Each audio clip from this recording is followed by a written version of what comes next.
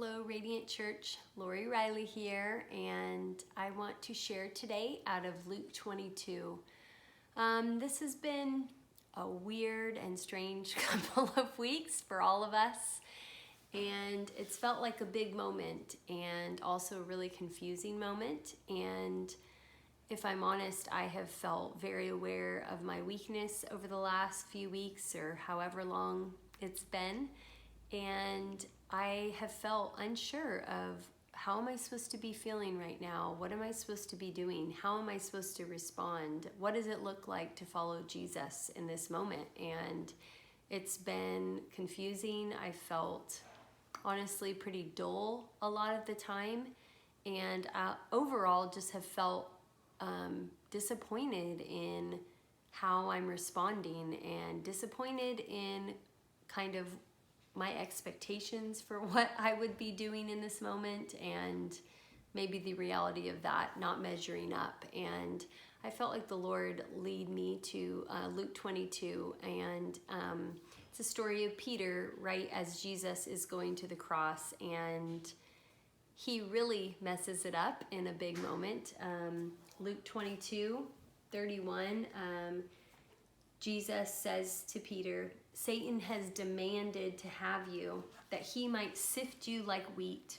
But I have prayed for you that your faith may not fail. And when you have turned again, strengthen your brothers." And Peter's response to that is like, well, nope, actually, Jesus, I'm going to go with you to the end. Like, I love you. I'm with you. I'll go with you to prison. I'll die for you. And Jesus tells him, no, you're going to deny me 3 times before the rooster crows. And of course, that's what happens in the story. But I felt like the Lord led me to this passage and just in his kindness reminded me that I, like Peter, contend towards depending on my own resolve, like relying on my own ability, relying on my own strength, relying on even my own love and commitment towards God. And he just began to show me like that is not what is that's not gonna endure, that's not gonna be the thing that brings you to the end and helps you keep the faith and be full of hope. And I've realized just as I've done that runs out. My own capacity, my own strength and resource has run out, and we were designed to live with Jesus's resource, with Jesus's ability, with Jesus's strength, not our own. And that's going to be the thing that's going to endure and help us persevere in this difficult moment and all of the ones to come.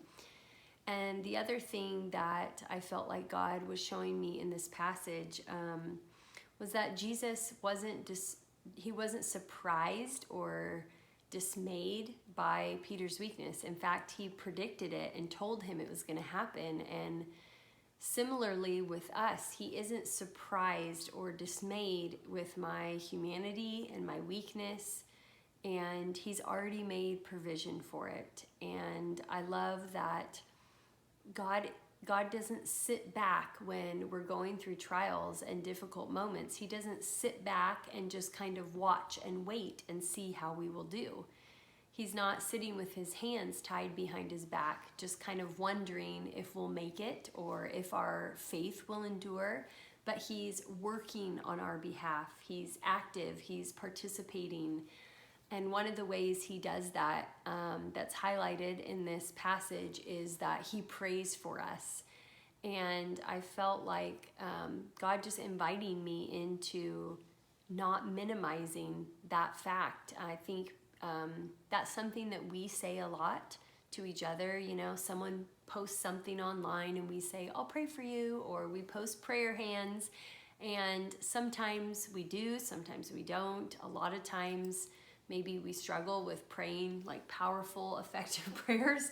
So it's easy for me to skim past Jesus saying that he's going to pray for me. But I think God is wanting to remind us in this moment of how powerful that is. Jesus was so confident in his prayer for Peter that he tells him, yes, you're going to deny me, you're going to fail me, but I'm praying for you that your faith won't fail when you turn. So he doesn't say if, he says when, because he's so confident in the prayer that he's praying for Peter. And we can have that sort of confidence right now, that right now Jesus is sitting at the right hand of the Father, and his prayer for you and I, what he's praying for us, is powerful. He always prays the will of his Father, and his prayers for us are precise. He knows exactly what we're needing and when we're needing it and how we're needing it. And his prayers are compassionate. I love that Jesus can pray for us out of a place of understanding and knowing us, because he was a human. He walked on this earth. It says that we have a high priest that's able to sympathize with us in our weakness. He empathizes with us. So his prayers are coming from a place of compassion and kindness towards us. And his prayers work. They're effective. They're powerful. He has full confidence in his prayers for you and I, that he's praying that our faith won't fail and that we'll make it all the way to the end, trusting him. So I wanted to encourage you with that.